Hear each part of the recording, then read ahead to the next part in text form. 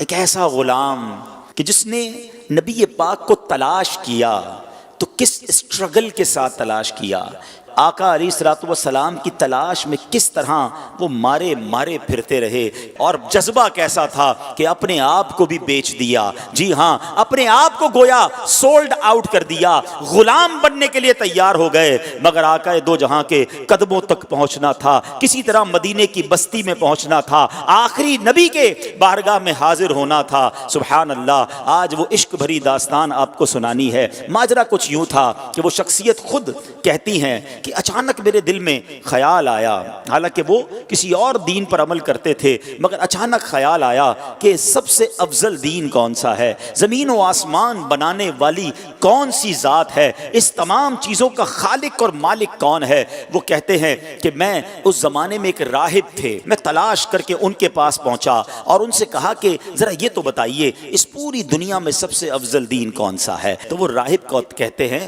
کہ تجھے یہ اچانک بات کہاں سے سوجھ گئی؟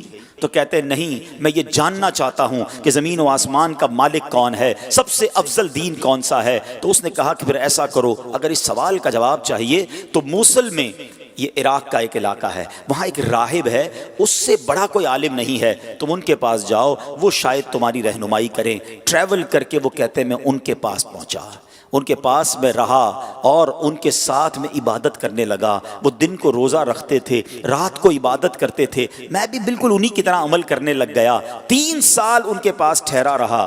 اب ان کے وصال کا وقت قریب آ گیا۔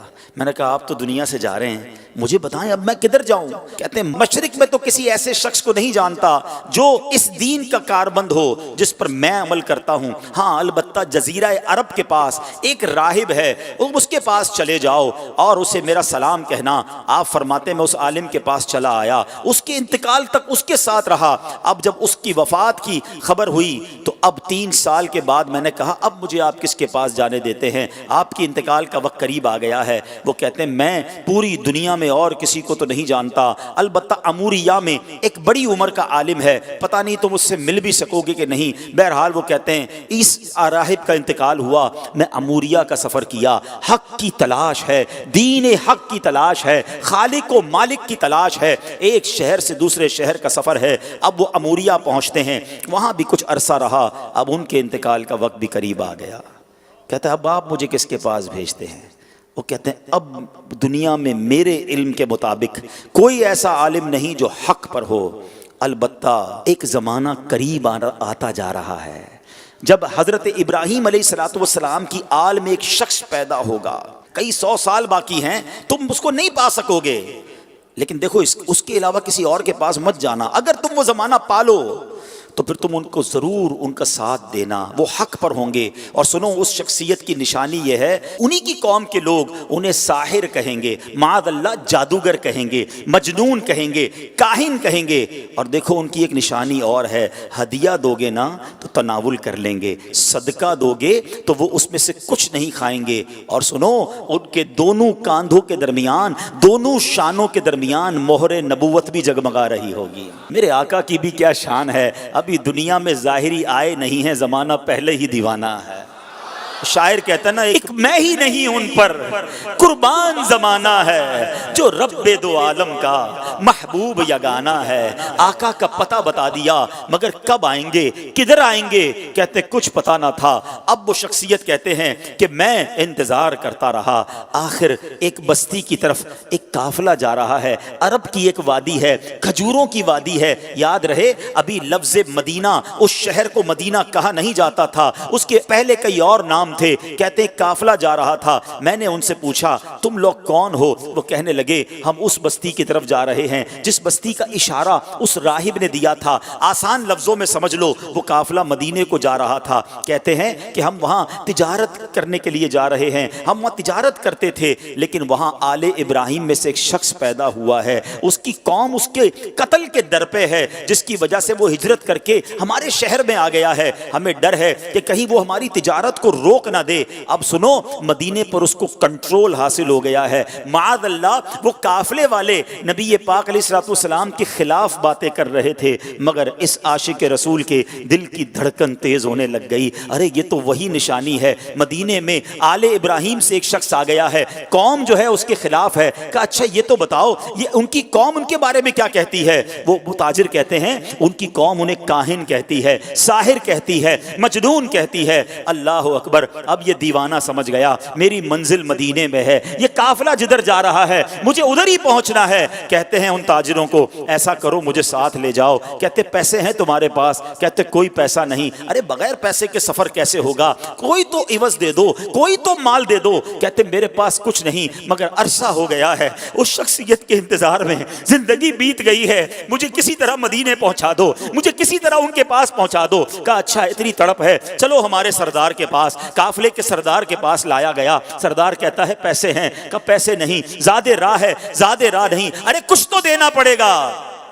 کہ میرے پاس اور تو کچھ نہیں ہے، ایسا کرو مجھے ہی خرید لو، مجھے غلام بنا لو، تمہاری خدمت کرتا رہوں گا، کسی طرح مدینے لے جاؤ۔ سنو میرے پیارے اسلامی بھائیوں، صدیوں پرانی داستان ہے۔ ایک دیوانہ آقا کی یاد میں تڑپ رہا ہے، انہیں دنیا کے کونے کونے میں تلاش کر رہا ہے۔ اب تاجر کہتے چلو تمہیں غلام بناتے ہیں۔ ایک بار نہیں، دو بار نہیں، بتایا جاتا ہے شہر مدینہ تک پہنچتے پہنچتے یہ دیوانہ 10 بار بکتا گیا۔ غلام مصطفیٰ بن کر میں بک جاؤں مدینے میں، محمد نام پر سودا سرے بازار ہو جائے، بے دام ہی بک جائیے بازار نبی میں، اس شان کے سودے میں خسارے نہیں ہوتے۔ یہ غلام بن کر بکتے رہے، بالآخر 10 بار بکنے کے بعد یہ دیوانہ مدینے تو پہنچ گیا، مگر راستہ نہیں پتا جانا کدھر ہے۔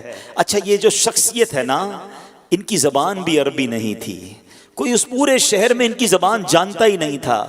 یہ فارسی بولتے تھے، مدینے میں سارے لوگ عربی بولتے تھے۔ کس سے راستہ پوچھتے، کس سے معلومات لیتے، جانا کدھر ہے، نام پتہ نہیں ہے۔ اب غلام تھے، اس نے مدینہ پاک میں کھجوروں کے باغ میں لگا دیا کہ اب تمہارا کام کھجوریں توڑنی ہیں۔ کہتے میں کھجوریں توڑتا تھا، میں محنت مزدوری کرتا تھا، میں نے پیٹھ پر اتنا بوجھ اٹھایا کہ میرا سینہ جو ہے اور پیٹ جو ہے وہ پیٹھ کی طرف چلا گیا۔ بس مزدور بنا ہوا تھا، انتظار تھا نبی آخر الزمان کا، کبھی تو دیدار ہوگا، کبھی تو ان کا جلوہ دیکھوں گا، کبھی تو ان کی غلامی اختیار کروں گا۔ مگر لوگ قریب سے گزرتے تھے، میری زبان ہی کوئی نہیں سمجھتا تھا۔ کہتے ہیں اب ایک دن ایک بوڑھی خاتون آئی، میں نے اس سے بات کی، وہ میری بات سمجھ گئی اور اس نے کہا کہ میں نے اس سے عرض کی کہ ماں جی مجھے بتا دو وہ شخصیت کہاں ہے جو نیا دین لے کر آئے ہیں، جو حضرت ابراہیم کی اولاد میں سے ہیں، جو اللہ وحدہ لا شریک کی طرف بلاتے ہیں، مجھے ان کا پتہ بتا دو۔ اب وہ کہتی ہیں کہ صبح سویرے نماز فجر کے بعد دن کے ابتدائی حصے میں وہ قریب سے گزریں گے۔ اللہ اکبر! اس دیوانے کی رات کیسے بسر ہوئی ہوگی، وہ رات کیسے گزری ہوگی۔ ساری رات دل کی دھڑکن تیز چلتی رہی کہ اب نبی پاک علیہ الصلوۃ والسلام کا دیدار ہوگا۔ شب ہجر کی سختیاں کوئی اس سے جا کر پوچھے، تیری راہ تکتے تکتے جسے صبح ہو گئی ہے۔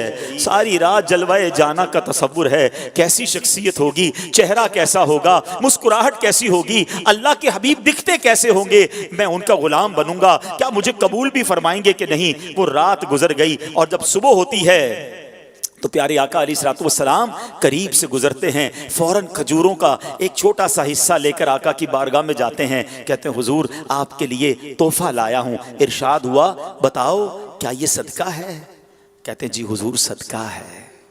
آقا نے صحابہ سے کہا آپ سب کھا لیں، نبی پاک نے تناول نہیں فرمایا۔ پہلی نشانی کنفرم ہو گئی۔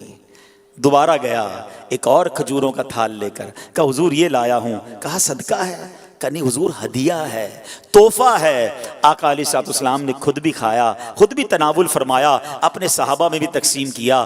دوسری نشانی پوری ہو گئی۔ اب دل بیتاب ہے کہ مہر نبوت دیکھنی ہے۔ راہب نے بتایا تھا کہ دونوں کاندھوں کے درمیان ایک بڑی خوبصورت سی مہر نبوت، حدیث کی کتابوں میں لکھا ہے کبوتر کے انڈے کی طرح نبی پاک کی پیٹھ مبارک پر دونوں شانوں کے درمیان مہر نبوت تھی۔ اب آقا علیہ الصلوۃ والسلام 2 چادریں پہنا کرتے تھے، چادر پہنی ہوئی ہے، اور وہ شخصیت کہتے کبھی میں دائیں جا کر دیکھنے کی کوشش کرتا، چادر تھی اس لیے دیکھ نہیں پاتا تھا۔ اللہ اکبر، نبی پاک میری طرف دیکھ کر مسکرائے۔ آقا نے سمجھ لیا کہ میں کیا دیکھنا چاہتا ہوں، نبی پاک نے اپنی مبارک چادر اتاری، کہا جو ڈھونڈ رہے ہو، جو دیکھنا چاہتے ہو آؤ دیکھ لو۔ وہ دیوانہ کہتا ہے میں دوڑتا ہوا گیا، مہر نبوت دیکھی اور نبی پاک کی پیٹھ سے لپٹ گیا، چومنے لگ گیا کہ حضور آپ کی تلاش میں مارا پھر رہا ہوں، بہت عرصہ ہو گیا ہے حضور، بہت دیر سے آپ کو تلاش کر رہا ہوں، آقا اب آپ کے قدموں میں آ گیا ہوں، اپنی غلامی میں قبول فرما لیجئے۔ اللہ اکبر، نبی پاک علیہ الصلوۃ والسلام نے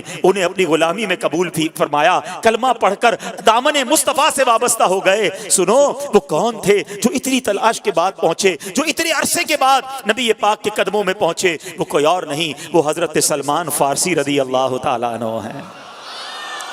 صحابہ کرام میں سب سے بڑی عمر آپ نے پائی، ایک روایت کے مطابق 250 سال آپ کی جو ہے وہ عمر مبارک تھی، اور بڑی تلاش کے بعد نبی پاک کے پاس پہنچے۔ اب سنو، اب نبی پاک کو جب پوری داستان سنائی کہ آقا کیسے پہنچا ہوں، گر پڑ کے پہنچا ہوں حضور، غلام بن گیا ہوں، بک گیا ہوں آپ تک پہنچتے پہنچتے، مگر میرے آقا تو کریم ہے نا، تم اس کے مددگار ہو، تم اس کے طرفدار، جو تم کو نکمے سے نکما نظر آئے، لگاتے ہو اس کو بھی سینے سے آقا، جو ہوتا نہیں منہ لگانے کے قابل۔ آقا فرماتے میں تمہیں خریدوں گا، جاؤ اپنے آقا سے پوچھ کر آؤ کیا ڈیمانڈ کرتا ہے، تمہیں آزاد کرنے کی قیمت کیا ہے۔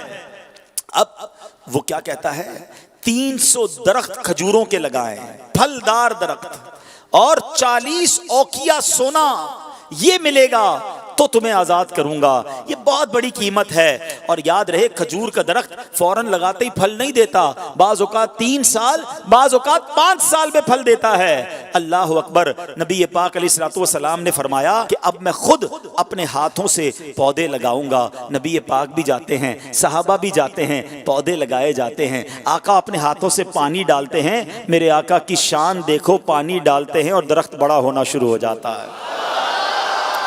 کچھ ہی دنوں میں وہ درخت پھلدار ہو جاتا ہے، پورے مدینے میں شور مچ جاتا ہے کہ جناب یہ کیسا شان والا غلام ہے جس کے لیے کھجور کے درخت بھی بڑے ہو گئے۔ نبی پاک نے سونا بھی عطا فرمایا، گویا پیارے آقا علیہ الصلوۃ والسلام نے اپنے عاشق کی قیمت خود ادا کی۔ وہ کہتے ہیں نا جب تک بکے نہ تھے کوئی پوچھتا نہ تھا، تم نے خرید کر مجھے انمول کر دیا۔ میرے آقا نے یہ باغ اپنے ہاتھوں سے لگایا۔ الحمدللہ 1980-85 تک جو لوگ مدینہ منورہ جاتے رہے نا، انہوں نے اپنی آنکھوں سے وہ باغ دیکھا کہ جسے سلمان فارسی رضی اللہ عنہ کا باغ کہا جاتا تھا۔ وہ پودے، وہ درخت آج بھی، آج سے 20-25 سال پہلے بھی موجود تھے، جو عاشقان رسول اپنی آنکھوں سے دیکھتے تھے۔ جس طرح قربانی کے ساتھ حق کی تلاش کی، رب کریم ہمیں بھی اپنے دین کی خاطر قربانیاں دینے کی توفیق عطا فرمائے۔ جس عشق کے ساتھ نبی پاک کا دامن تھاما، اپنا سب کچھ لٹا دیا، اللہ ہمیں بھی نبی پاک کی غلامی میں قربانی دینے کی اور خرچ کرنے کی